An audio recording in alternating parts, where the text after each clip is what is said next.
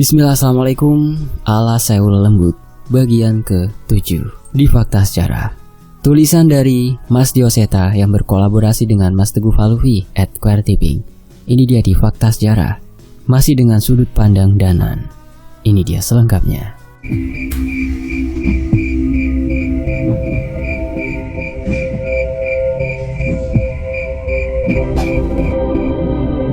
Kilatan putih menyala dari keris raga sukmaku. Ada sebuah titik yang kuincar dari atas ini. "Cahyo!" teriakku. Ia mengambil sarungnya dan menutupi mata genderuwo itu. Dengan bantuan itu aku bisa mendaratkan keris raga sukmaku tepat di ubun-ubun genderuwo yang lengah karena sarung Cahyo. Genderuwo itu teriak kesakitan, tapi aku tidak yakin ia akan kalah walau terluka seperti itu. Aku pun melepaskan sukmaku dan menusuknya lebih ke dalam dengan wujud sukma dari keris raga sukma yang kutembus dari ubun-ubun hingga ke bawah badannya. Teriakan genderuwo itu berhenti bersama asap hitam yang menguap dari tubuh genderuwo yang mulai menghilang itu. "Selesai?" tanya Cahyo. Aku mengangguk. Sepertinya genderuwo ini tidak sekuat yang dipanggil oleh Mbah Sugi. Mungkin Mbah Sugi sudah memberinya lebih banyak tumbal. "Jul, kalau ketemu makhluk serupa yang bermata satu, hati-hati ya," ucapku. "Maksudnya, Nan?" Genderuwo bermata satu itu sama-sama anak buah Gandara Barua. Hanya saja dia sudah memakan tumbal yang lebih banyak hingga jauh lebih kuat, peringatku. Setelah yakin tidak ada gangguan, Cahyo pun membawa kami menemui Mas Jagat dan yang lain. Aku melihat Mas Linggar yang pucat, namun sepertinya sudah bisa bergerak dengan baik. Cahyo menjelaskan tentang keberadaan sebuah desa yang dipenuhi ruh manusia yang disiksa. Menurut Mas Linggar, tempat itulah yang ada di dalam penglihatannya. "Pak Lek dan Dirga gak ikut, Nan?" tanya Cahyo. Aku menggeleng sembari menjelaskan kejadian semalam. Jagat cukup khawatir saat mendengar Dirga terluka, tapi ia lega saat mengetahui Pak Lek di sana merawatnya. "Dapat salam dari Guntur. Sekarang dia yang bertugas menjaga desa," ucapku pada Cahyo. "Sepertinya tanggung jawab murid Nyai Jambrong itu tidak bisa diremehkan," balas Cahyo. Kami pun menghitung kekuatan kami untuk menyelinap ke desa itu. Apabila sampai harus berhadapan dengan Gandara Barua, kekuatan apa saja yang kami punya? "Kekuatan Nyai Kunti sangat mengerikan. Hanya saja tubuh Linggar mungkin tidak kuat lagi untuk menahannya," jelas Linus. "Tidak, Danan. Selama bisa menyelamatkan sukma ibuku, aku tidak keberatan," balas Mas Linggar. "Aku tidak ingin berdebat di tempat ini. Sebisa mungkin yang terbaik adalah kita menyelamatkan sukma-sukma itu tanpa bertarung. Jangan salah sangka. Jangan pernah bergantung pada makhluk seperti itu. Entah Nyai Kunti, Wonosuro, ataupun Nyi Sendang Rangu. Hanya kepada Yang Maha Kuasa lah tempat kita berharap untuk menyelamatkan mereka," jawabku. Mas Linggar pun menghela nafas. Sepertinya ia lupa akan hal itu. Kami pun mulai mempersiapkan diri dan berjalan memasuki desa mengerikan itu. Desa? Bukan. Ini hanya setumpukan pondasi rumah yang telah hancur. Hampir tidak ada satupun rumah yang utuh di desa ini. Sebaliknya, ratusan makam tersebar di seluruh desa tanpa diatur. Desa ini terlihat ramai. Banyak orang yang lalu lalang dengan wajah pucat, berputar-putar tanpa arah. Beberapa dari mereka sudah kehilangan bola matanya, atau bahkan tubuhnya tinggal setengah dan berjalan sebari merayap. Ya, mereka adalah roh-roh yang akan dijadikan tumbal. Keramaian roh-roh ini membuat kami tidak terlihat mencolok. Aku menemukan beberapa sosok roh anak-anak dari desa sedang termenung. Tak jauh dari tempatnya termenung, ada sebuah bekas rumah tanpa atap dan terdengar suara dari dalam. "Mbah Sugi, apa tumbal sebanyak ini tidak cukup untuk memberi kesaktian pada kita?" tanya seseorang dari sana. "Aku ingin lebih banyak, tapi sepertinya waktu kita tidak cukup. Kita akan membangunkan Gandara Barua dan meminta kekuatannya dengan bayaran semua tumbal yang ada di sini," ucap suara Mbah Sugi yang tidak mungkin kulupakan.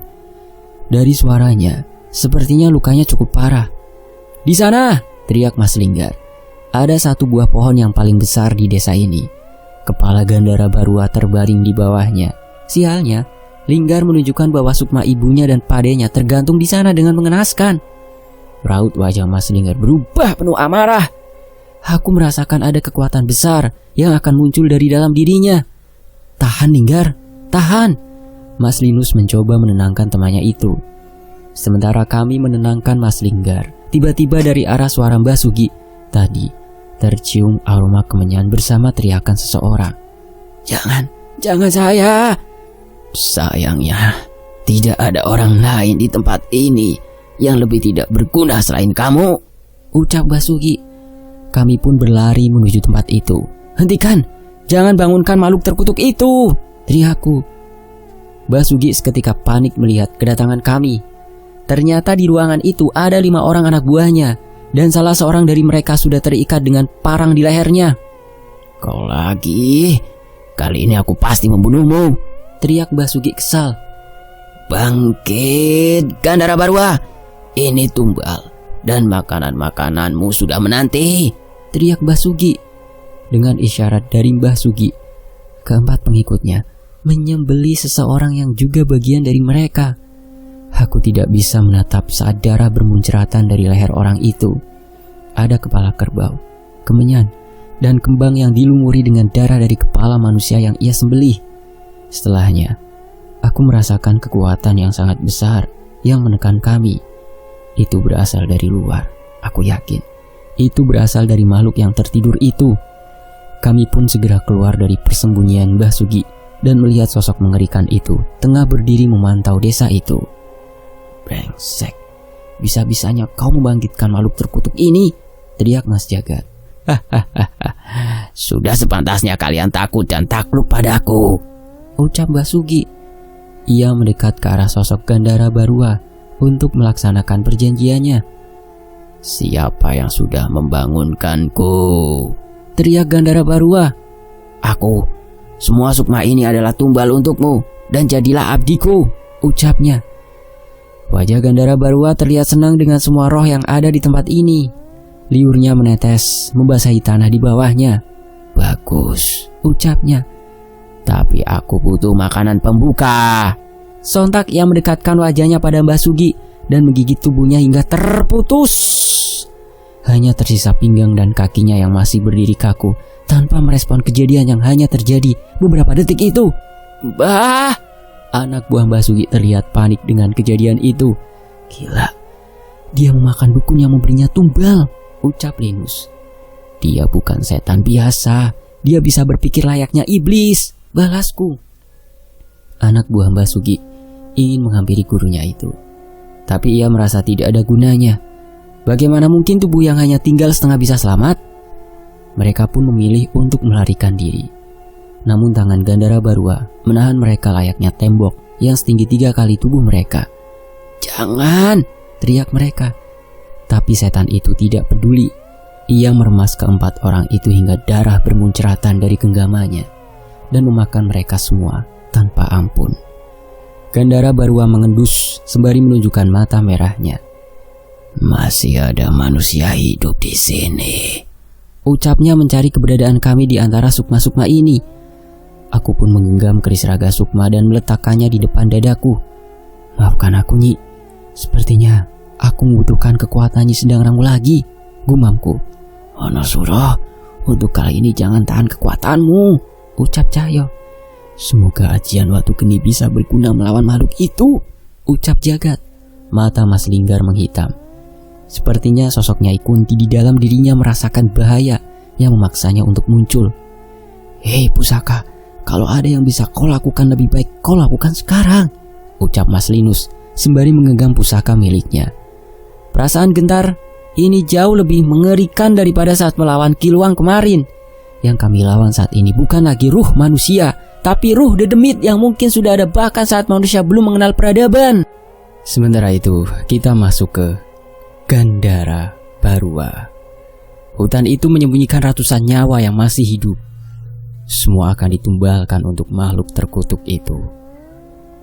Manusia percaya bahwa mereka adalah makhluk yang paling mulia yang diciptakan oleh penciptanya. Namun, alam ini begitu luas dan dalam. Begitu banyak hal yang bahkan tak tergambar dalam pikiran ataupun imajinasi seorang manusia. Ada zaman di mana makhluk-makhluk tak kasat mata ikut campur dalam alam yang dihuni oleh manusia. Semua itu terjadi saat manusia belum mengenal peradaban dan mencoba mengandalkan sosok yang mereka kira dapat mereka kendalikan. Nyatanya, makhluk tak kasat mata itu memiliki pengetahuan yang lebih banyak, lebih licik, dan lebih kuat dari manusia. Semua itu karena mereka memiliki masa hidup yang sangat jauh lebih panjang. Hanya saja, mereka tidak berkutik terhadap manusia yang berlindung di balik penciptanya. Manusia itu terlihat lemah, namun kuasa yang satu takkan pernah membiarkan dirinya cilaka. Walau begitu, banyak manusia bodoh yang menggadaikan ikatan pada Tuhannya demi mendapatkan hal yang nikmat namun sementara. Padahal semua yang dibutuhkan untuk hidup dan untuk mati sudah tersedia di alam ini. Makhluk-makhluk itu menjelma menjadi sosok dikdaya yang terlihat dapat diandalkan, kuat untuk memenangkan perang, cantik untuk memperdaya, hingga megah untuk memperkaya. Satu di antara mereka menjanjikan kekayaan sekaligus memberi ilmu untuk menghadapi siapapun yang mengusiknya. Sosok yang lahir dari ketamakan manusia, sosok yang tumbuh karena dendam manusia, sosok yang menjadi makhluk mematikan yang akan membawa pengikutnya ke penderitaan tanpa akhir di akhir zaman. Gandhara Barua. Flashback ke masa lalu. Ribuan pria sudah menggadaikan istrinya untuk perjanjian dengannya. Ribuan pencari ilmu sudah mempersembahkan tumbal untuk mendapatkan restunya. Semua itu terjadi sejak manusia masih hidup dengan berburu. Hingga saat ini manusia sudah bertahan hidup dengan saling menipu. Kebodohan itu menciptakan sesosok makhluk yang haus darah dan tak terkendali. Sosok dikdaya yang membuat siapapun gentar melihatnya. Dan sosok yang terus mencari manusia untuk disesatkan. Satu hal yang dapat dipastikan saat kebangkitannya, banjir getih. Sementara itu kita kembali ke sudut pandang Danan. Mbah Sugi, sosok dukun yang mengabdi pada makhluk mengerikan itu, mati begitu saja setelah ritualnya membangkitkan sosok yang ia puja. Bahkan hanya setengah tubuh bawahnya saja yang tersisa dari jasadnya. Kali ini aku benar-benar gentar. Sedikit saja aku salah mengambil keputusan, mungkin kami akan bernasib sama seperti Mbah Sugi dan anak buahnya. Tak membutuhkan waktu lama sampai mata hitam makhluk besar itu menemukan keberadaan kami. Ia pun meletakkan kedua tangannya di tanah dan memajukan kepalanya untuk melahap kami. "Lari!" teriakku memperingatkan Cahyo dan yang lainnya. Wajah mengerikan itu mendekat ke arah kami. Mas Jagat menarik Mas Linggar dan Mas Linus masuk ke dalam alam gaib, sementara Cahyo menarikku untuk melompat lebih jauh dari jangkauan makhluk itu. "Wonosuro!" Cahyo tidak menahan diri. Ia segera kembali ke arah Gandhara Barua untuk menghantamkan pukulan pada wajahnya. Raungan Wonosuro terdengar ke seluruh hutan, seolah menandakan bahwa ia mengerahkan seluruh kekuatannya. Pukulan itu telak mengenai wajah makhluk besar itu, tapi sayangnya serangan itu hanya mampu membuatnya sedikit menoleh. Manusia? Sepertinya bukan. Ini kekuatan ras terkuat ala Swonomarta, ucap Gandhara Barua yang mendapati keberadaan Cahyo. Gendruwo jelek, ojo sak penake main cokot-cokot wae. Iki uang, duduk perkedel, teriak Cahyo sembari menunjuk-nunjuk wajah makhluk itu. Menyadari keberadaan Cahyo, Gandhara Barua pun berdiri memandang kami dari ketinggian, seolah ia ingin menunjukkan betapa perkasa dirinya. Tidak pantas makhluk sepertimu mengabdi pada manusia lemah. Mengabdilah padaku, ucap Gandhara Barua pada Cahyo. Tapi aku tahu dengan jelas bahwa ucapannya tertuju pada Wanasuro yang berdiam di raga Cahyo. Raungan Wonosuro terdengar begitu keras, menentang ajakan Gandhara Barua. Semangat itu disambut oleh Cahyo yang segera kembali melesat untuk menghantam perut makhluk itu. Sayangnya, kali ini makhluk itu tak sedikit pun terpengaruh oleh serangannya. Sebaliknya dengan cepat tiba-tiba kaki makhluk itu sudah menghantam tubuh Cahyo. Sontak Cahyo pun terpental hingga tubuhnya terhempas di salah satu pohon. Namun ketika makhluk itu kembali ingin menyerang Cahyo, aku membacakan mantra pada kerisku dan menusukkannya pada salah satu kakinya. Makhluk itu pun tertahan dan berpaling menatapku.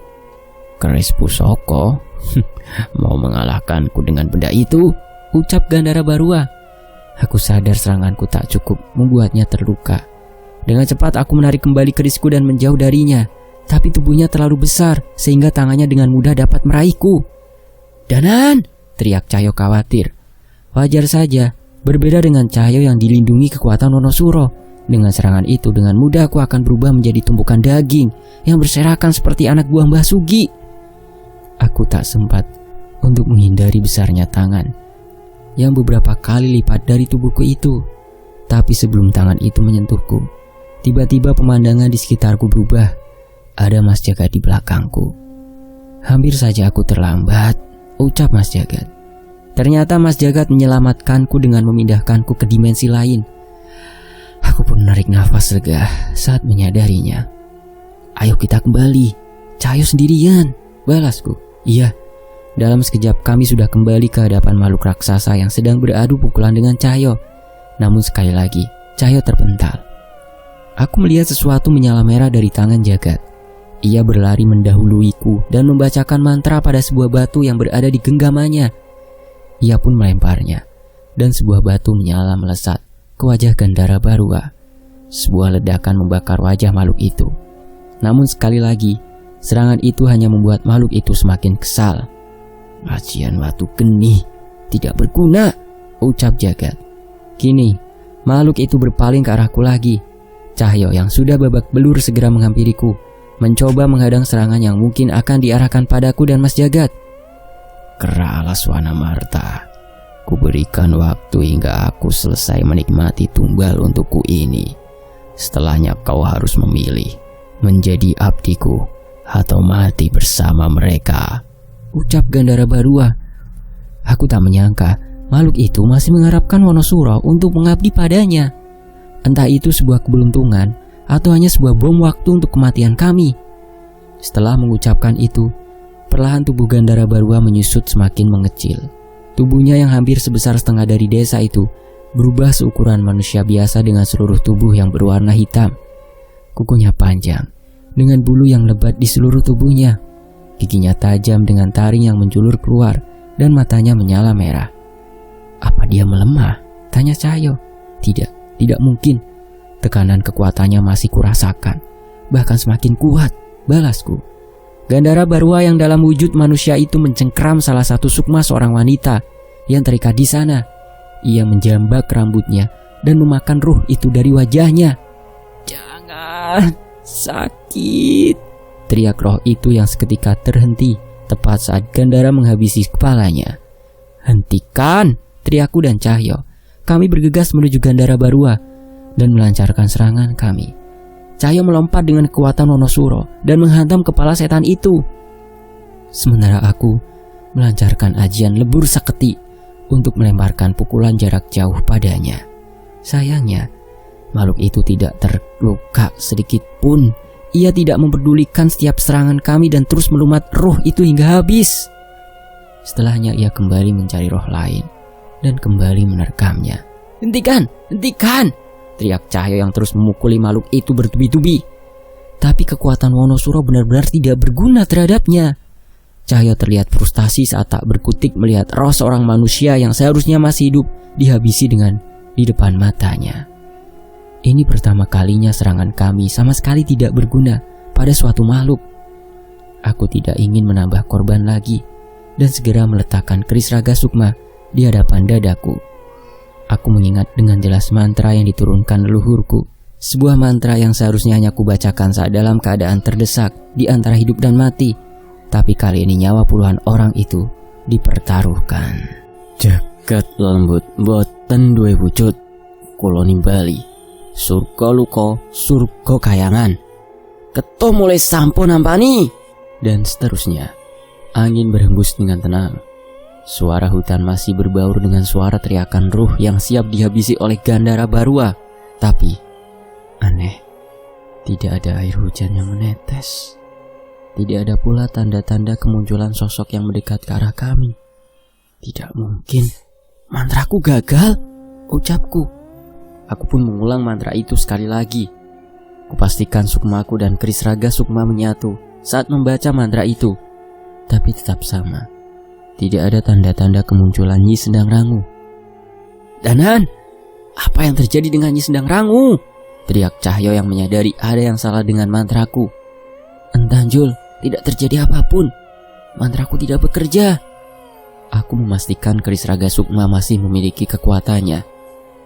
Tapi mengapa ia tidak bisa memanggil Nyi Sendang Rangu lagi? Apa terjadi sesuatu dengannya? Hutan ini yang menghalanginya mendekat. Tiba-tiba Mas Linus mendekat. Namun aku mengenal itu bukanlah suaranya.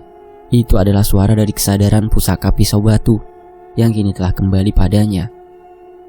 Maksudnya, Nyi Sendang Rangu tidak bisa memasuki leweng sasar? Tanyaku. Mas Linus mengangguk.